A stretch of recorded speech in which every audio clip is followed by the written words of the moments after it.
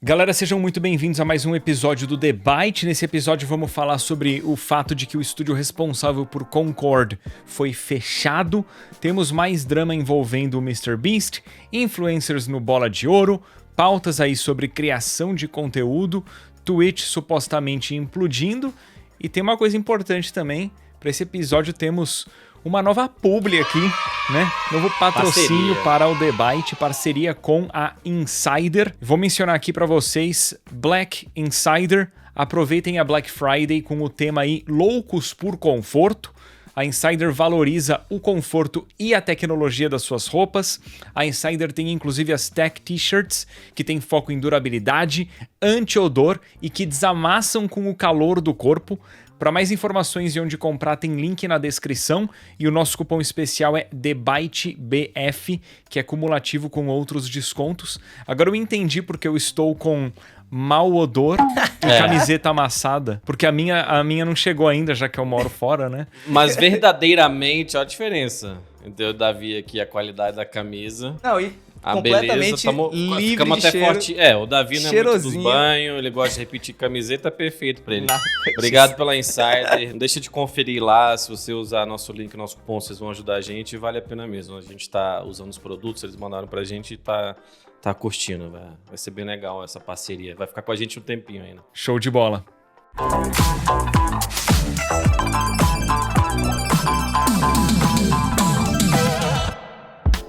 Pois é, pessoal, semana passada a Sony anunciou que vai mesmo fechar o Firewalk Studios, que é o estúdio responsável por Concord, após o fracasso retumbante que o game teve aí. Retumbante, mano. Gostou do retumbante? Que Curtiu? vocabulário é esse? O professor universitário tem essas, né, pô? Não tem jeito, né? Que o léxico...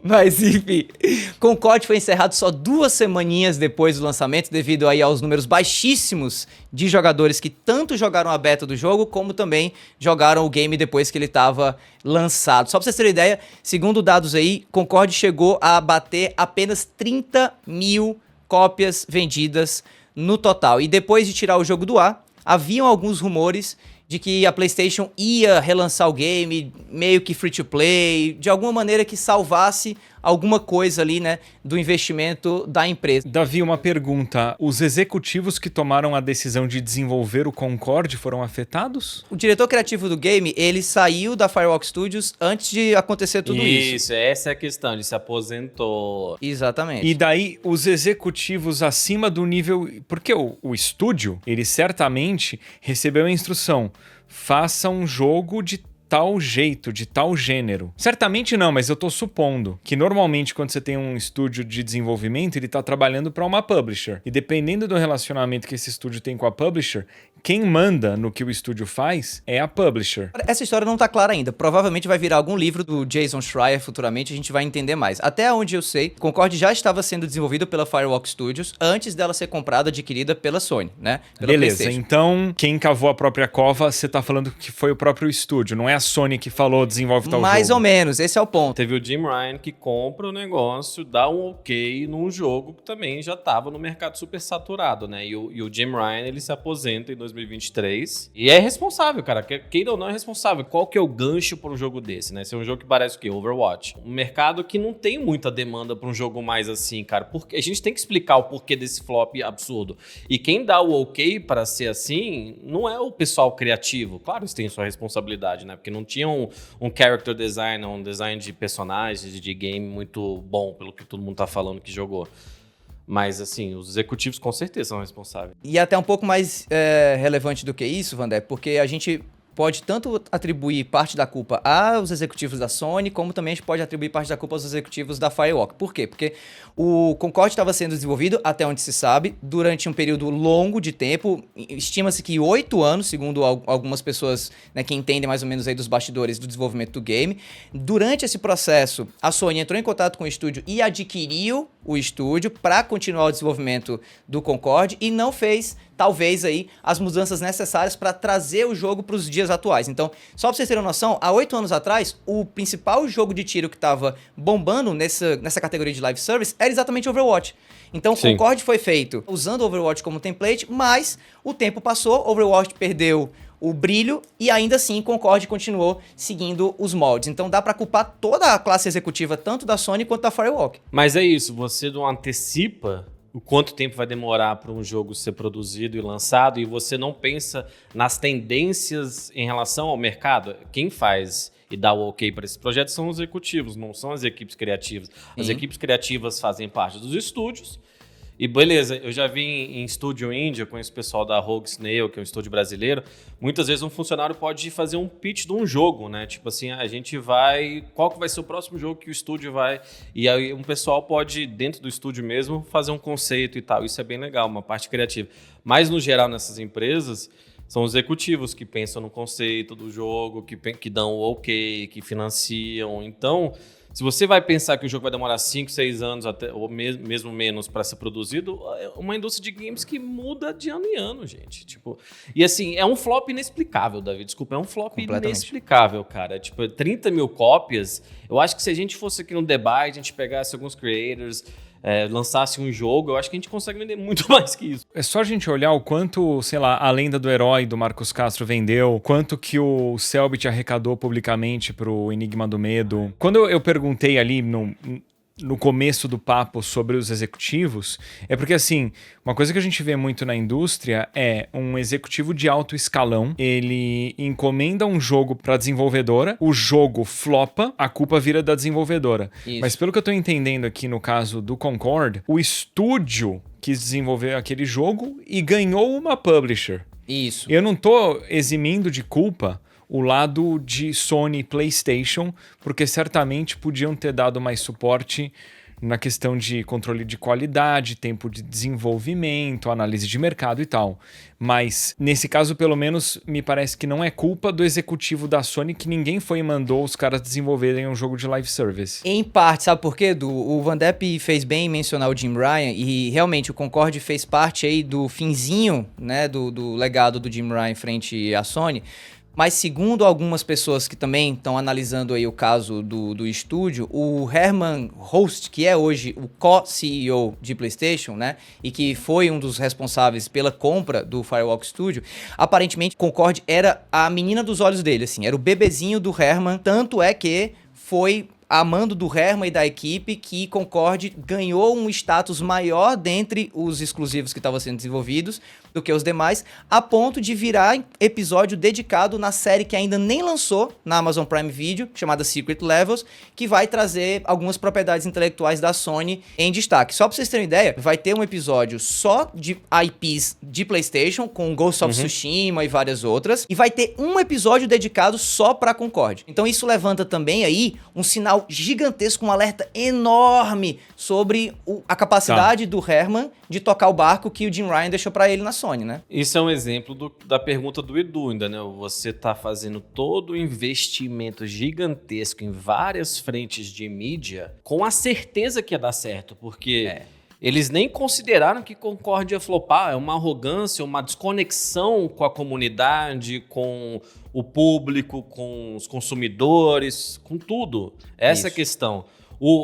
Você falou do Jason Schreier, eu também gosto dele, é um repórter da Bloomberg. Eu vi que ele vai até lançar um livro sobre a Blizzard, a história da Blizzard e tal. E ele justamente, vou pegar um tweet dele aqui, cara, em inglês, que ele falou, no fim do dia foi só mais um hero shooter, né, um shooter de herói, tentando entrar no mercado saturado, sem um gancho ou ponto, tipo assim, um quê para vender, né, algo para vender que chama a atenção. E ele falou, né, tipo, o Overwatch não tava tentando entrar no mercado saturado. Então você pode falar, talvez esse jogo fosse melhor que o Overwatch, mas o Overwatch foi meio, não vou dizer revolucionário, cara, mas foi uma experiência diferente. Eu me lembro jogando um Overwatch em 2014. Não, é 16. Ou, enfim, nessa fase aí, cara, e tinha uma sensação diferente de outro shooter, de qualquer outro FPS que eu jogava na época. Não sei por que necessariamente, ou cada um escolhia, né, você o tanque, você isso, você aquilo. E tinha uma sensação, quando você jogava em amigos, tinha esse gancho também de jogar em amigos se comunicando, era muito mais interessante. Então, sei lá, eu acho que é muito falta de responsabilidade. Uma observação para entender o quão longo é esse tempo de desenvolvimento, 7, 8 anos. Pensa que em 7, 8 anos isso é o período de uma geração inteira de console.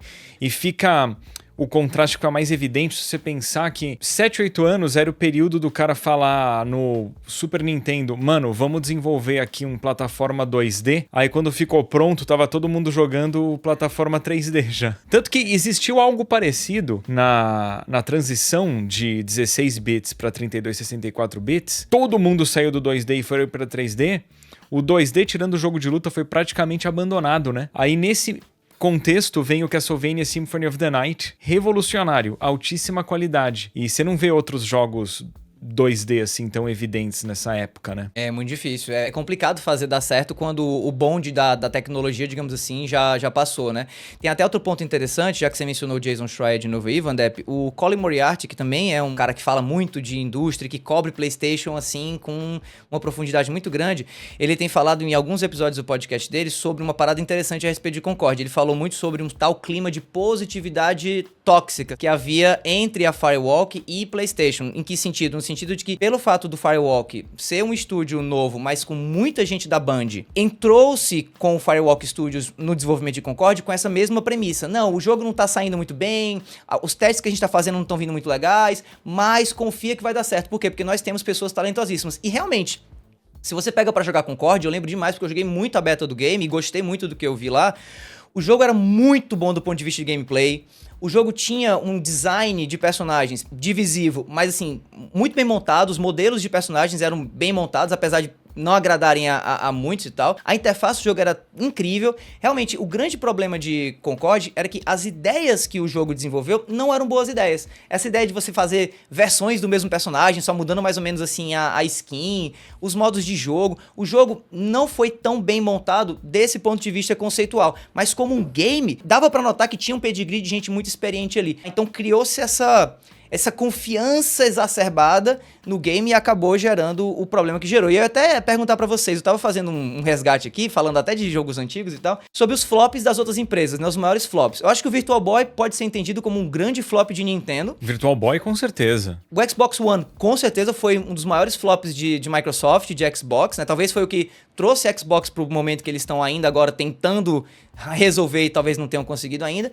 E PlayStation, até onde eu tava tentando lembrar, eu não sei se tinha tido um flop tão gigantesco, como eu usei o termo, tão retumbante aí como o Concorde. Vocês concordariam que Concorde pode entrar pra história como o maior flop de PlayStation? Não, é porque você começou falando de... Você tava falando de hardware, né? Se a gente pensar em software... Ele tá falando o maior flop identificado da empresa, da história da marca, empresa. associada à empresa, entendeu? Não, pra mim o maior flop de Xbox, então, é o lançamento do Xbox 360 com aquele problema recorrente da luz vermelha. PlayStation deve ser Concorde, sim. O Virtual Boy, como é muito antigo e como na época a Nintendo tinha pelo menos o Nintendo 64, o Virtual Boy era mais um experimento, eu acho que de Nintendo o Wii U ainda é um flop maior de percepção. O Wii U Virtual Boy, cara, eu tive um amigo que tinha, então me lembro jogando isso em 98, 99, assim, e de qualquer forma...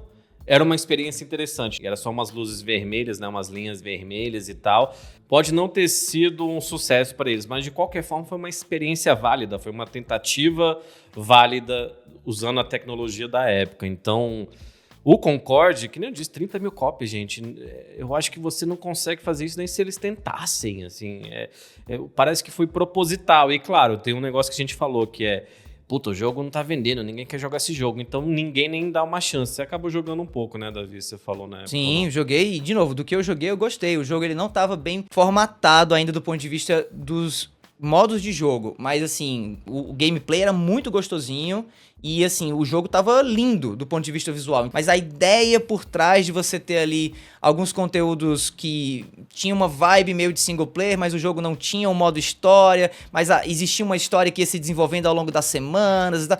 Foi mal formatado, o jogo foi mal pensado, mas enquanto gameplay e estética, eu achei o jogo lindo. Por isso que eu tava esperando muito e torcendo que o jogo fosse relançado free to play. Eu ia falar isso, é muito estranho eles não fazer essa tentativa de relançar o jogo free to play, que a gente já viu casos semelhantes Eu consigo lembrar do Evolve, que é um multiplayer assimétrico com monstro. Tem um que acho que é o Gigantic. Putz, tem um terceiro, cara. Paragon. Eu acho que o Paragon também. Outro ponto que eu queria levantar com vocês também tem a ver com essa investida de PlayStation nos live services. Porque, além de Concorde, a gente teve também recentemente o cancelamento do multiplayer de The Last of Us. E junto do Concorde, do Firewalk Studios, outro estúdio que foi fechado, chama Neon Koi, também estava focado em jogos mobile, mas com essa pegada de jogos que iam continuar, né? Não ia ser um jogo mobile single player, provavelmente, né?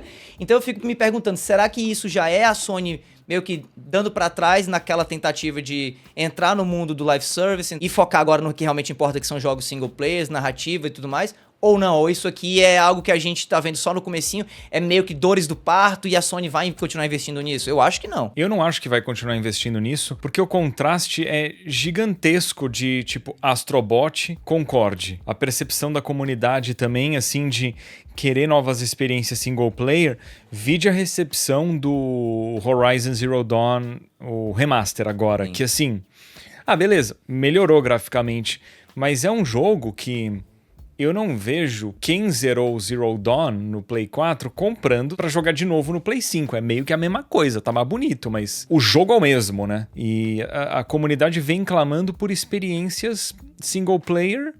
A Sony tem feito sucesso nisso, Astrobot, Spider-Man, né, The Last of Us. É uma questão só de você conhecer o seu próprio jogador. Eu não conheço alguém que joga em PlayStation só pra jogar multiplayer. Uma prova disso pra mim é que eu tenho mantido a minha assinatura do Game Pass Ultimate pra jogar, inclusive tô jogando Black Ops 6 agora no Xbox, em vez de jogar em PlayStation ou no PC. E a minha assinatura de PlayStation Plus, eu não lembro a última vez que eu paguei, assim. Faz muito, muito, muito tempo. Porque pra mim, PlayStation é o lugar do jogo single player, narrativa, bonitinho e tal. Quando eu quero multiplayer, quando eu quero o jogo live service e tal, eu vou pra Xbox ou vou pro PC. Como é que é contigo, Vandep? Também é assim? Então, eu comprei o PS4 Pro, que sempre falei naquela época, para jogar o Homem-Aranha e o God of War na época. Tipo, eu não pensei em... eu quero um jogo live service. Não, eu quero jogar esses exclusivos aqui, eu quero experimentar, ter essas experiências. E valeu a pena na época, e também os joguinhos indies e tal, tipo Unraveled e tal, mas... cara, estranho. Eu só queria finalizar isso aqui com um pouco com a nota, né, que eles falaram, é só uma frase específica. A gente quer agradecer a Firewalk por todas as suas habilidades, dedicação, e eu pensei nisso aqui, no espírito criativo. É meio triste e irônico pra mim, saca? Tipo, espírito criativo, essa frase, porque é justamente isso que essas empresas estão fazendo, saca? Estão matando o espírito criativo e a alma dessa indústria, desses funcionários. E o Concorde, espírito criativo, ele na parte de universo e personagem parecia um Guardiões da Galáxia esquisito. No gameplay era um take de Overwatch. Cadê? Não entendi, cara. Se eles tinham criatividade, por que não deixaram essa criatividade ser mostrada, né? Galera, vamos então agora pro Boletim Nuvem. A Nuvem é parceira aqui do The Byte, revendedor oficial de chaves, publisher brasileira, vende gift cards também. Recomendamos muito.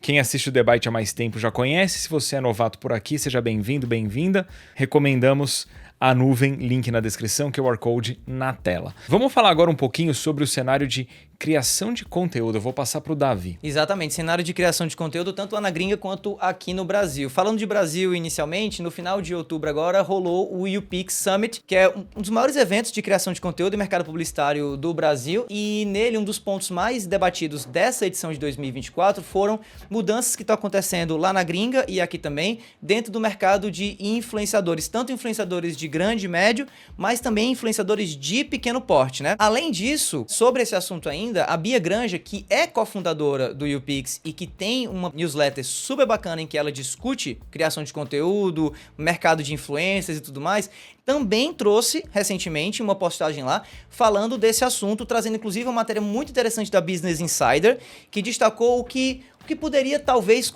ser uma espécie de crise que está acontecendo no mercado americano de influenciadores por conta de uma nova tendência que está surgindo lá de criação de conteúdo junto a marcas, que são os chamados UGCs, e que pode chegar aqui no Brasil eventualmente, né, Vandep? Esse negócio de UGC que chama, né, que é User Generated Content. Conteúdo gerado pelo usuário, que é afastar um pouco dos influenciadores, pode ser qualquer pessoa que está vamos dizer, tem uma conta no Instagram, ela meio que prepara um conteúdo, ou às vezes a marca até compra um conteúdo que a pessoa faz, claro, por um preço, no geral, muito simbólico, né? Coisa de permuta e, às vezes, comissão, alguma coisa assim que não vale a pena.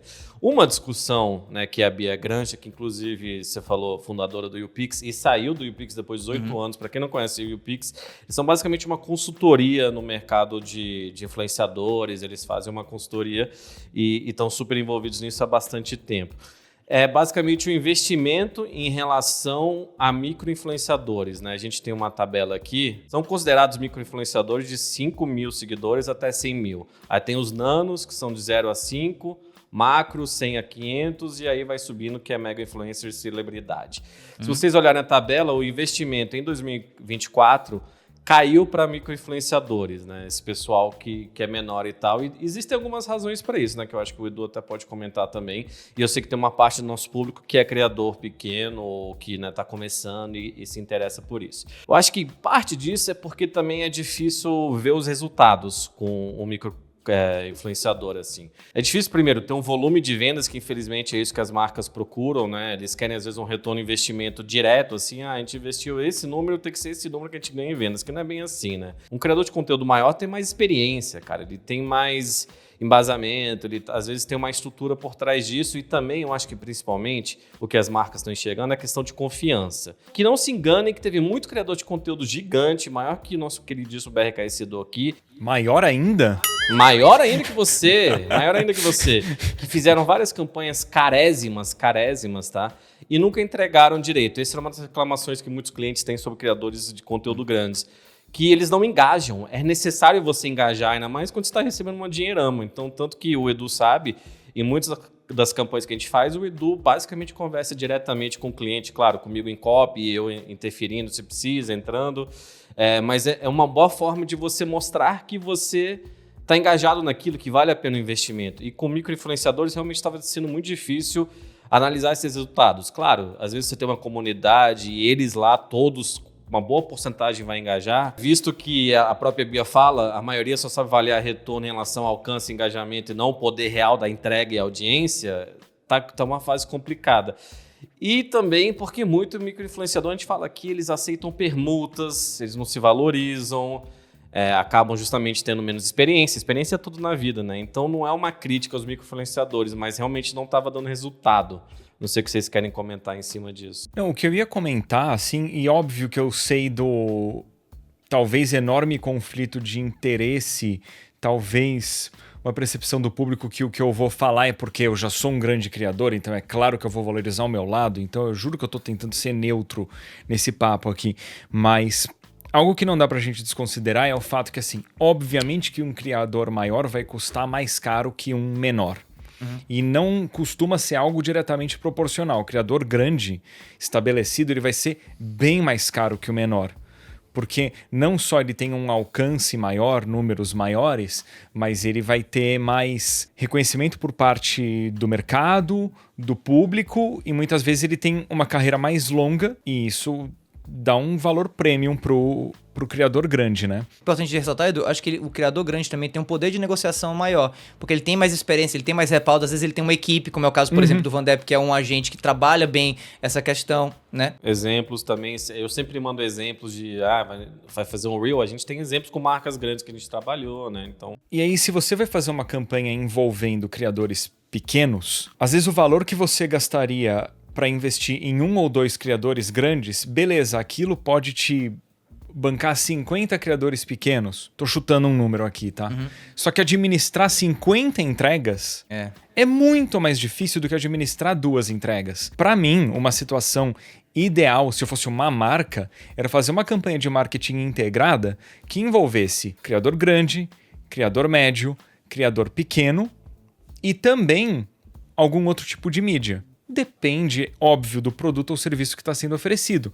Mas para você conseguir englobar todo o mercado ou boa parte do mercado, do seu público-alvo. Mas pensar em campanha que envolva muito criador pequeno é um pesadelo administrativo. Total. Não só questão de entrega, mas contabilidade depois, a galera tem que emitir notas, são pagamentos individuais, é difícil, não é fácil. Até pela inexperiência profissional disso, entendeu? A gente recentemente fez uma campanha meio em cima da hora e tal, mas era com uma pessoa de uma agência na qual eu e o Edu já temos um relacionamento. Então a gente já entra mais tranquilo, a gente já entra tipo, não vai valer a pena trabalhar com ela. Ela fica mais tranquila porque, né, sabe do meu profissionalismo e do Edu pessoalmente, da entrega, do alcance. É um negócio muito mais fluido, tá? Eu recebo muito feedback, sim, de agência sobre aquele criador de conteúdo grande é um inferno, não vale a pena trabalhar com esse cara, não vale a pena trabalhar com aquelas pessoas. Mas é porque muitas vezes, de fato, eles sim cobram um valor muito alto, Edu. Você falou da diferença de valor, mas não é 50 vezes, eu diria um valor de um criador de conteúdo grande, do pessoal que eu agencio, para um menor, talvez é 5, 10 vezes mais. Eu sei que parece muito, mas se você pega a velha mídia, você pede quanto que eles têm que investir na Globo, são investimentos multimilionários no geral e gigantescos. Então, não é que a gente não chega nesse nível. Então, às vezes, uma ação pontual ela não é tão cara para a marca. Mas eu acho que não dá para subestimar também quando você se associa a vários criadores de conteúdo menores, você também tem muito mais risco, né, como esse criador de conteúdo se comporta. Um criador de conteúdo que tem uma carreira estabelecida, ele, ao mínimo, no geral, tem um pouco mais de consciência de como se portar publicamente, do que pode falar, do que não pode falar. O conteúdo final fica, com certeza, melhor pela estrutura que o Davi falou, editores e coisas assim. Então, será que vale a pena a marca se associar a vários pequenos? Eu acho que, dependendo da marca, vale sim. E também é um mercado que ficou muito defasado. Então, quando a gente fala de micro-influenciadores, eu sei que tem um pessoal aqui que assiste a gente que é excelente no que faz. Eu gosto muito de uma streamer chamada ManyB, a Milena. Ela, inclusive a Twitch valorizou ela, chamou ela para uma TwitchCon, ela pega, eu acho que em média uns 150, 200 por live, mas ela faz um trabalho também como apresentadora maravilhoso. Ela é uma excelente criadora de conteúdo. Mas as oportunidades profissionais dela são legais, só que, claro, não vai conseguir cobrar a mesma coisa que um Edu. Só que ainda existe muito profissionalismo em micro-influenciadores, mas é aquela mesma coisa. Se uma pessoa vai presa por tigrinho, isso afeta o meu mercado com o Edu. Então, para micro-influenciadores, se um micro-influenciador faz uma besteira, afeta ainda mais eles, porque eles já estão remando contra a maré sempre. Já é um trabalho super ingrato. Então, acho que faz sentido o mercado estar nesse momento. E tem ainda a questão dos UGCs, né? Que a gente não estava mencionando tanto aqui agora, a gente estava focando mais no microinfluenciador, mas assim, quando você coloca no mercado de influência agora essa nova modalidade, onde uma marca pode pagar um exército de pessoas comuns, dando um suporte a essas pessoas, para elas próprias gerarem conteúdo para a marca, e esses valores sendo valores ainda menores do que você pagaria por um micro-influenciador ou por um nano, às vezes nem sendo dinheiro, sendo só permuta, você troca por brinde, a situação fica realmente muito complicada. Eu me compadeço muito com os micro-influenciadores, né, e nano e tudo mais, até porque eu conheço vários, né, quem é professor de comunicação, principalmente como eu, é professor de um monte de gente que está tentando entrar nesse mercado, então a gente sabe o quanto é difícil, apesar, é claro, de que essa meninada que está vindo agora, a geração Z, já está vindo com um preparo muito maior para aparecer bem em frente às câmeras, para cuidar da sua imagem, isso tem um ponto positivo bem interessante, mas realmente, como o Van Depp falou, é remar um pouco contra a maré, e é uma situação meio complicada, porque essas novas tendências que estão chegando agora estão piorando ainda mais a coisa. E a Bia Granja até menciona uma parada muito legal na matéria dela lá que ela coloca na coluna, que é a IA chegando daqui a pouco aí. E já tem marca na gringa interessado em usar vozes de IA para servirem como influenciadores sintéticos, digamos assim, para poder vender os seus produtos em vídeos curtos, principalmente, como Shorts, Reels e até TikTok. E nesse ponto, o influenciador de maior porte, ele se protege um pouco, porque ele tem ali a reputação dele, tem a marca desenvolvida dele. Tanto que uma das dicas que a Bia Granja, inclusive, dá, e que também foi discutido muito no YouPix, para os micro-influenciadores e nanos que estão escutando a gente agora aqui, é de trabalhar a sua própria marca, mesmo que seja ainda pequena, mas quando você começa a construir o seu branding ali pessoal e a sua comunidade, mesmo que pequenininha, você pelo menos se protege do UGC, ou seja, você parece uma opção mais interessante do que a marca simplesmente pagar um monte de fã para criar conteúdo, e quem sabe até você se proteja desse mercado de IA que tá chegando aí, e que infelizmente vai estar tirando a renda de muita gente de maneira desleal, né? Ô Davi, nesse sentido, algo algo que o criador pequeno, ainda mais o que tá começando agora, uma coisa que eu diria, assim, é que, cara, voltar no meu canal, por exemplo, e tentar atualizar todas as thumbnails e organizar a descrição de todos os vídeos e título, cara, eu tenho mais de 6 mil vídeos, é muito difícil. Mas quando o cara tá começando agora, é muito mais fácil de você manter o canal organizadinho em questão de... Eu tô falando de YouTube, né? Questão de playlist, identidade visual, bom nome de marca e tal. Aproveita pelo menos essa oportunidade. Eu tava falando disso com o MX Digan, porque como ele voltou com o canal dele agora, e ele já foi criador no passado, então ele tem a vantagem de ter a bagagem de criação de conteúdo, mas ao mesmo tempo tá recomeçando. Nesse recomeço, ele conseguiu ser bem certeiro na questão de identidade visual, que é algo que eu sinto que é uma falha minha até hoje. Pelo menos com os vídeos mais elaborados, no geral, eu tenho uma moldura azul que ajuda a identificar. Mas fica a dica, porque é uma forma de você se diferenciar no meio dos outros, na identidade visual. Não precisa ser algo ultra caprichado, mas algo que te deixe com um visual distinto em relação aos outros, pelo menos. Isso é um excelente ponto, obrigado por ter falado isso. A identidade visual é uma parte, mas o que o Edu também quer dizer, eu acho, é atenção aos detalhes. É o teu canal, é o teu trabalho, é como você está se projetando publicamente, ainda mais hoje em dia, né? Quando a gente começou, a gente ficava lá, fazia os vídeos, não sabia direito. O Heitor falou um pouco disso no nosso episódio com ele, que aliás o pessoal gostou, obrigado pelo feedback, sobre o tesão criativo. Se você está começando, faz tudo certinho, controla basicamente o que você pode controlar. Só que eu, assim, na parte publicitária, recomendaria não se associe a uma marca e se vende totalmente de graça só para falar que você se associou. Eu sei que é fácil alguém que trabalha com criador de conteúdo grande, mas eu conheço uns streamers pequenos e tal. Tenta não se vender. E esse negócio, para finalizar, Davi, que você falou de UGC, assim, desses conteúdos de pessoas que nem são criadores de conteúdo, cara...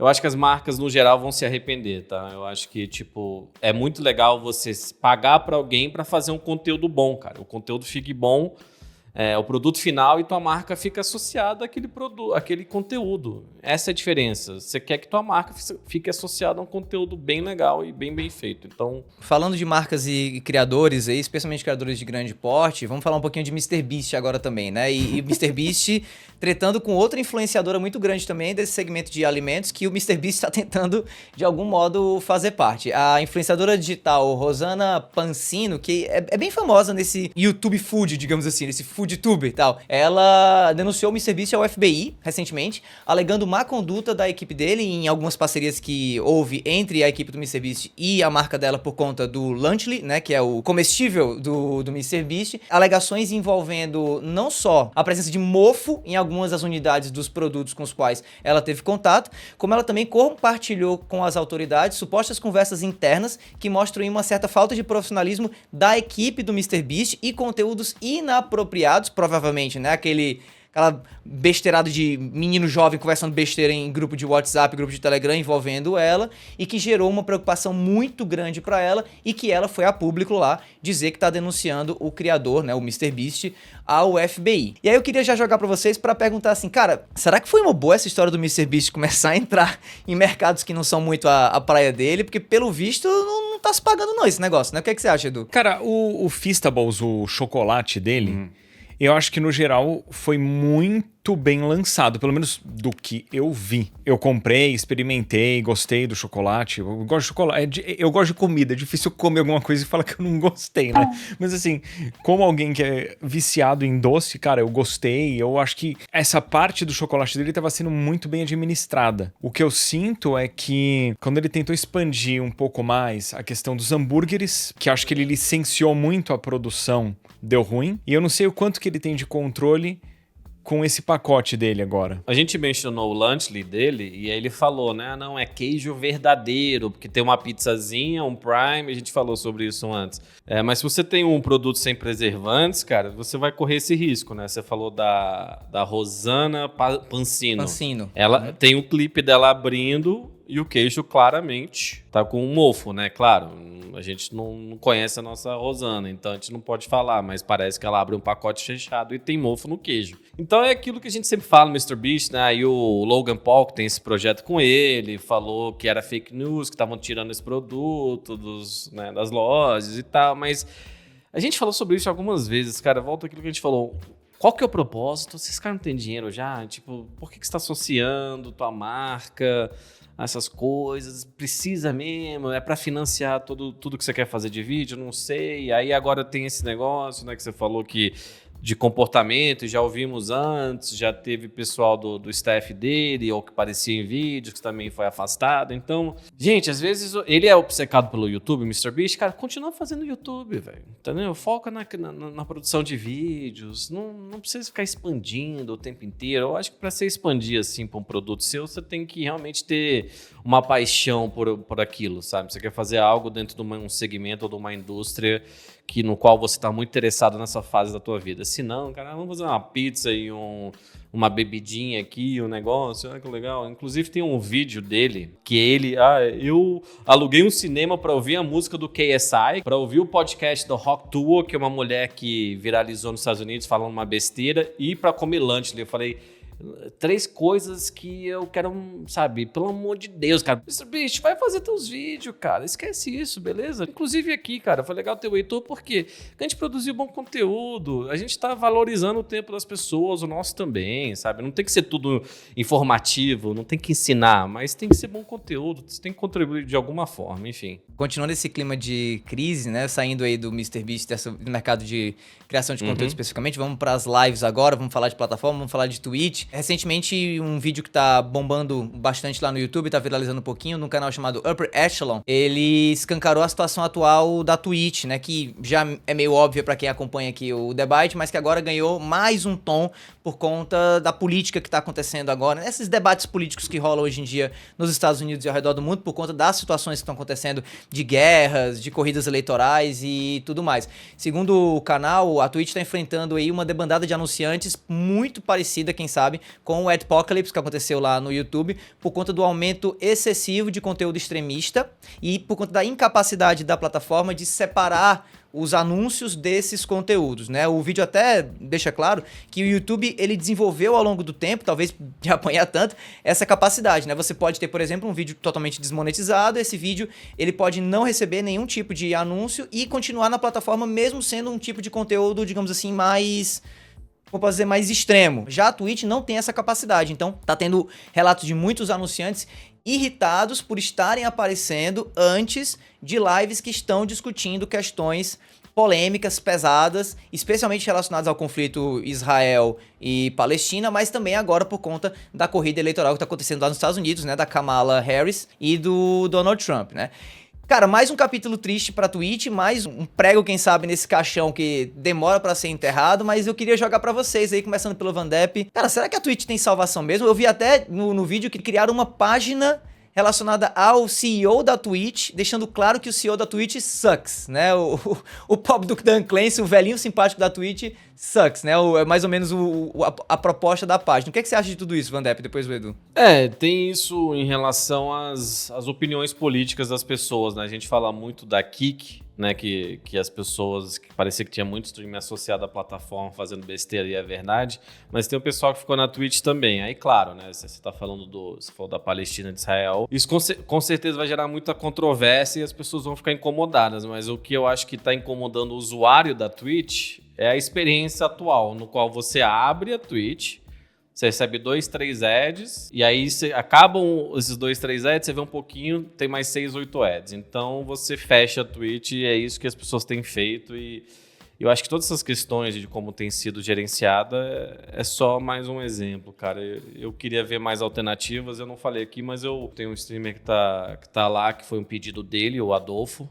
Foi um pedido dele e vou ser bem sério, sempre falei da Kik aqui e eu gostei bastante, pelo menos, do que a gente tem lidado. O pessoal, os funcionários super simpáticos, né? A gente não tem relação nenhuma com bet ou nada assim, então isso a gente deixou super claro de cara. E assim, sabe que o pessoal mais tem gostado da Kik? Não tem ads na plataforma. Então, não sei como a Twitch vai sobreviver, cara. O que você acha, Edu? O que me surpreende é como a Twitch é ultra atrasada em questão de desenvolvimento de tecnologia. Cara, o YouTube tem o Content ID há mais de uma década. A Twitch, ela até hoje não consegue detectar direito o conteúdo de terceiros, né? Tanto que eles lançaram aquele sistema de você ter 2 faixas de áudio transmitidas, né? uma pra live e uma pro VOD, que aí na live a pessoa usa trilha sonora de terceiros, no VOD não. O que já é bizarro, porque se é de terceiros, eles não deviam deixar. Sim, mas ou deviam detectar no ao vivo. Deixa quieto, é bizarro. deixa quieto. Mas assim, é esquisitíssimo. Cara, a Twitch mais uma vez colhendo os frutos da sua falta de visão e profissionalismo, talvez. Pra mim é a prova da incompetência você ver uma plataforma como a Kick, né? Que é uma plataforma extremamente nova, né? Uma plataforma que é supostamente bem menor do que a Twitch, pelo menos em termos de investimento, porque você tem por trás da Twitch somente a Amazon, né? E ainda assim a Kick tem ganho destaque, tem ganho mercado em cima da incompetência da Twitch, né? E o YouTube, que antigamente não era o lugar que as pessoas se associavam quando pensavam em conteúdo ao vivo, hoje em dia tem ganhado muito destaque com creators que têm saído da Twitch para ir pro YouTube e por aí vai. Então assim, eu não duvidaria nada, daqui a um ano e meio, a gente aqui no Debate tá discutindo esse mercado de streaming de lives entre Kick e YouTube, ao invés de, hoje em dia, né, Twitch, YouTube e a Kick meio que ficando ainda um pouquinho de lado. Você consegue ver esse futuro também, Vandep? Cara, eu acho interessante, assim, né? Claro que a gente sempre falou da Kick e eu menciono novamente que teve uma associação a uns streamers que não estavam se comportando bem e eles têm que fazer isso para limpar a imagem, eles estão investindo, eles têm equipe na Fórmula 1, eles têm agora, fizeram a parceria com o UFC e recentemente eles tiveram um streamer chamado West Cole que pegou mais de 1 milhão de viewers na Kick. Então, assim, eu sou um cara que sempre quis achar alternativas para Twitch, tanto que eu trabalhei em outras plataformas e tive dificuldade em entender essa obsessão que muitos tinham. Beleza, foi construído, méritos da Twitch, essa questão de branding, de marca. Ai, que legal ser associado, minha roxinha. E legal, assim, se eles fossem a plataforma que está facilitando as coisas para os streamers, legal, mas é bom ter alternativas, porque eles têm que correr atrás disso, gente. Eles têm que correr atrás disso. Então, no nosso caso, que nem eu disse, o que eu posso falar é da minha experiência. Eu estou gostando de trabalhar com eles. Eles estão na Austrália, então tem que falar com eles à noite, mas o Adolfo está streamando lá, tá tudo dando certo. E foi um pedido dele, cara, porque ele não se sentia valorizado na Twitch. A gente vai fazer um tempo lá, vai ver se vale a pena. É um cara que era o maior streamer de EAFC da Twitch, não se sentia valorizado, não sentia que a remuneração na plataforma condizia com o que ele, né, traz para a plataforma. Vamos para outra. E aí qualquer coisa e a gente vê, Daniel. Mas é um projeto que o pessoal parece que quer investir na América Latina, dando em primeira mão, mas a gente está vendo aqui também, né? A gente está vendo os próximos passos nesse sentido. Falando em quem não se sente valorizado, vamos falar um pouquinho de Vini Júnior e Bola de Ouro. Deixa eu falar sobre isso. Esse Fica foi uma pauta que nem fui eu que trouxe. Olha aí. Nem foi eu que trouxe, mas eu queria deixar, já que eu tenho essa plataforma aqui, o roubo que fizeram com o nosso queridíssimo Vini Júnior, melhor do mundo, pra quem não sabe, não ganhou a Bola de Ouro. Eu tenho minhas teorias, a internet tem também o porquê e eu concordo com as teorias da internet, tá? Vocês podem achar. Mas o interessante, o porquê que a gente trouxe debate, não porque a gente vai virar um programa sobre futebol, por mais que eu gostaria um pouco.